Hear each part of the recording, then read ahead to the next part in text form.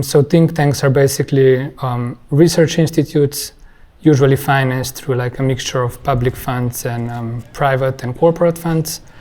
And their stated goal is to kind of encourage debate and contribute to the policy by providing policy analysis. And in EU foreign policy, these think tanks are kind of overlooked, although if you follow debates on European foreign policy, they're kind of everywhere. I mean, they're obviously very active on Twitter, but even in like public debates and public events that they organize, most of the debate on transnational level, on European level about foreign policy, I mean, this was kind of the initial puzzle of why are there so many think tanks, but there's so little known about them.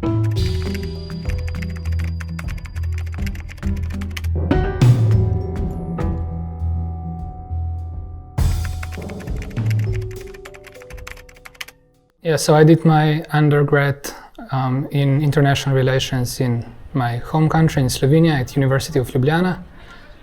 As part of that, I did like 1 year in Turkey, in Ankara, as part of Erasmus exchange. Then I worked a bit as a journalist for radios in Slovenia. Then I did my master's in Amsterdam at Free University of Amsterdam, again in international relations.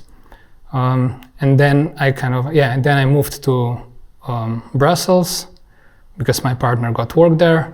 And then I was applying for PhDs, and now I'm here basically in Berlin.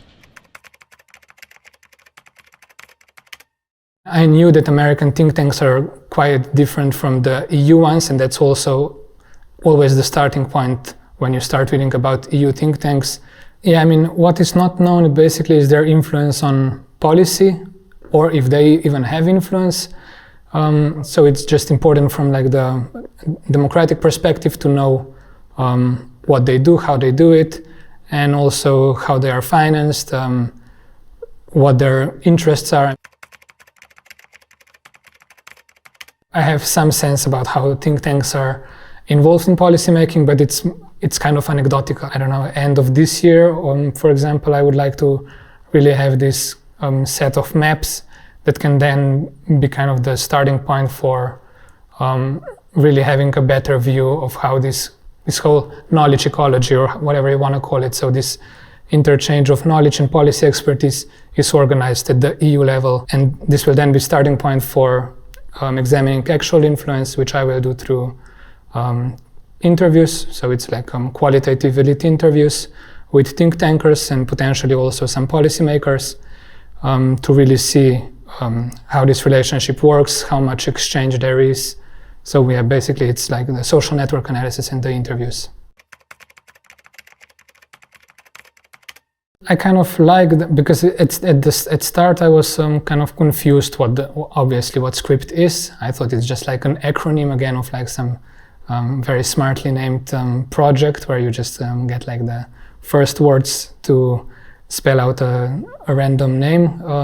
But then when I realized that it's actually a concept, I was quite taken by it, because in a sense it's a nice way to kind of disorient you as a researcher, because it kind of takes parts or like some aspects of different concepts that we know and usually operate with as social scientists, so like ideology and state and institutions and all that, and kind of shakes them and then produces this kind of script, which is just like a new way of looking at basically old questions, because essentially it is an old question.